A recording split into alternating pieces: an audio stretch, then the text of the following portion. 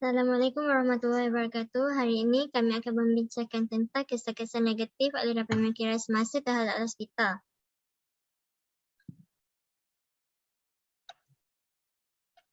Pengenalannya ialah dunia sekarang ini menghadapi ancaman kesan-kesan negatif terhadap alam sekitar yang berpunca daripada manusia, dan ianya dipengaruhi oleh aliran pemikiran yang menjadi asbab pada pencetusnya revolusi.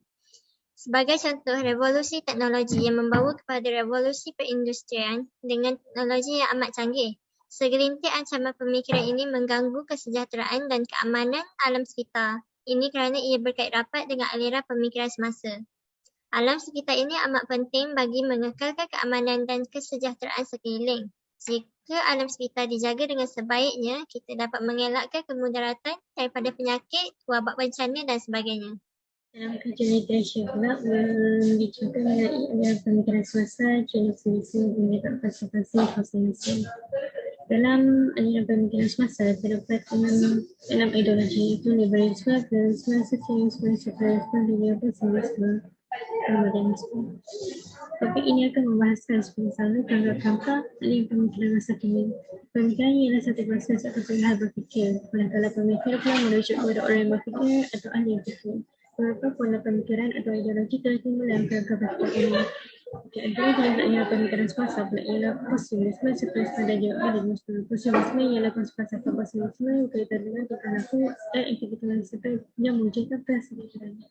Sekularisme pula adalah satu ideologi yang paling sering disebut tetapi sukar untuk dipahami dengan pemahaman yang sempit dan keliru oleh kebanyakan umat Islam. Modernisme pula ialah tidak menggalakkan penilaian semula semua aspek wujudan daripada perdagangan ke falsafah dengan berlaman untuk mengatasi perkara yang berhalang kemajuan sosial dan melakukan dengan metodologi yang lebih baik dan lebih baru. Falsafah Syed Nasir ini mengenai alam sekitar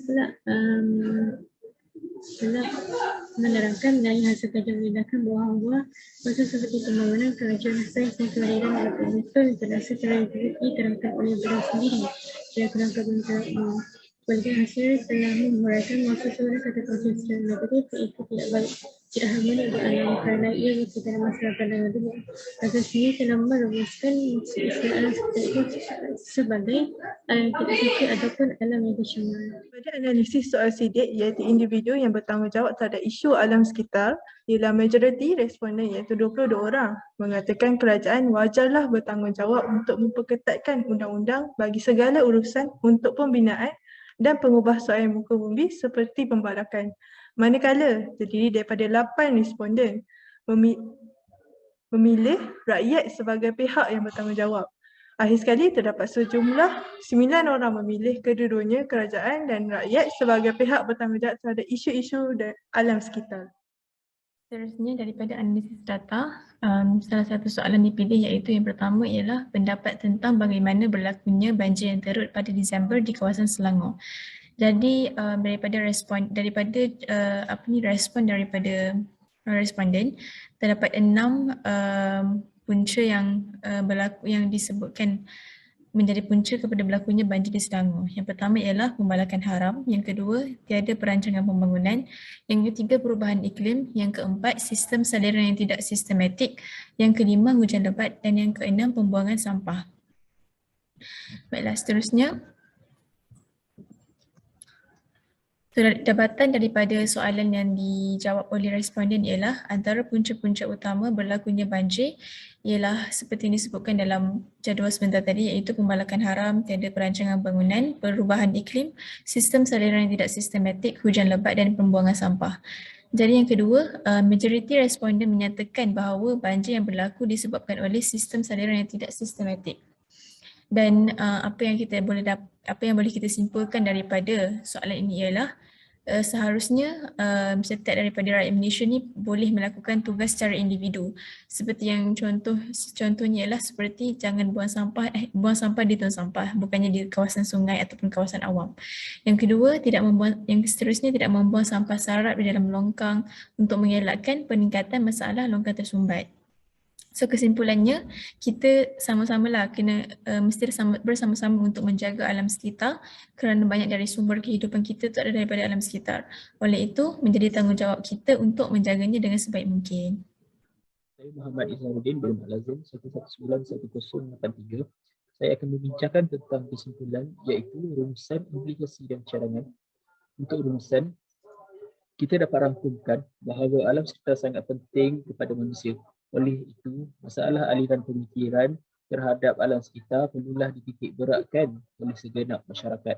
Semua pihak bertanggungjawab menjaga alam sekitar serta tidak sewenang-wenangnya membuat pencemaran dan kerosakan terhadapnya. Kerjasama antara masyarakat akan memberikan banyak kesan positif dalam usaha menjaga alam sekitar dari tercemar. Untuk implikasi, terdapat banyak implikasi yang dihasilkan melalui aliran pemikiran semasa ini. Contohnya, bencana alam, kesan rumah hijau dan pemanasan global. Isu pemanasan global ini berkait rapat dengan kesan rumah hijau dan penipisan lapisan ozon. Sejak belakangan ini, perubahan suhu di bumi berlaku secara drastik serta memberikan kesan yang buruk kepada kehidupan di bumi. Dan jika kita lihat dari segi pemikiran possibilism, manusia ini dianggap mampu mengubah alam sekitar mengikut kehendak dan keperluan mereka. Seterusnya ialah kesan rumah hijau. Masalah ini berlaku apabila gas seperti karbon dioksida dan gas metana terperangkap di atmosfera bumi. Hasilnya akan menyebabkan peningkatan suhu bumi dan berlaku pencairan ais di Antartika. Masalah kesan rumah hijau ini menjadi teruk ketika zaman revolusi perindustrian di mana wujudnya pemikiran modernisme yang mementingkan kemajuan teknologi dan sains.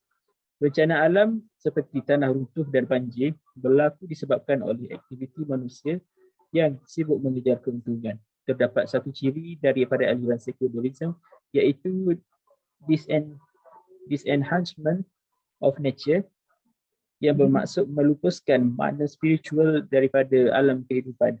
Mereka yang berfikiran sekularisme ini tidak memahami berkaitan antara kewujudan Tuhan dan alam sekitar, maka mereka berasa bebas untuk melakukan kerosakan terhadap alam sekitar. Saya Syakmal bin Kamal Aris, nombor metrik saya 1191069. Terdapat pelbagai cadangan mengatasi masalah pemikiran aliran semasa seperti menerapkan pendidikan penjagaan alam sekitar, penyebaran ilmu dan maklumat melalui media massa dan menerapkan nilai-nilai murni. Memberi pendidikan penjagaan alam sekitar adalah seperti mengutip sampah dan membuang sampah ke tempat yang betul iaitu tong sampah. Kita juga perlu mengajar masyarakat supaya tidak melakukan pembakaran secara terbuka yang boleh menyebabkan pencemaran udara. Pencemaran udara yang berlaku akan mengakibatkan kadar kebersihan udara berada dalam keadaan tidak selamat untuk kita gunakan. Seperti yang kita ketahui, teknologi masa kini berkembang dengan pesat dan sungguh canggih. Jadi media massa boleh dijadikan platform untuk menyebarkan maklumat dan amaran terhadap perkara yang boleh menyebabkan pencemaran alam sekitar. Masyarakat akan peka serta akan mengambil tindakan tentang masalah alam sekitar ini. Penerapan nilai murni yang tinggi dalam kalangan masyarakat merupakan satu usaha bagi menjaga alam sekitar. Hal ini dapat menjurus masyarakat untuk mematuhi undang-undang yang telah ditetapkan oleh kerajaan dalam usaha menjaga alam sekitar ini. Selain itu, nilai tanggungjawab dan mengekalkan kelestarian alam sekitar dari sebarang pencemaran dapat dipupuk dalam kalangan masyarakat. Terima kasih. Itu sahaja daripada saya. Okey.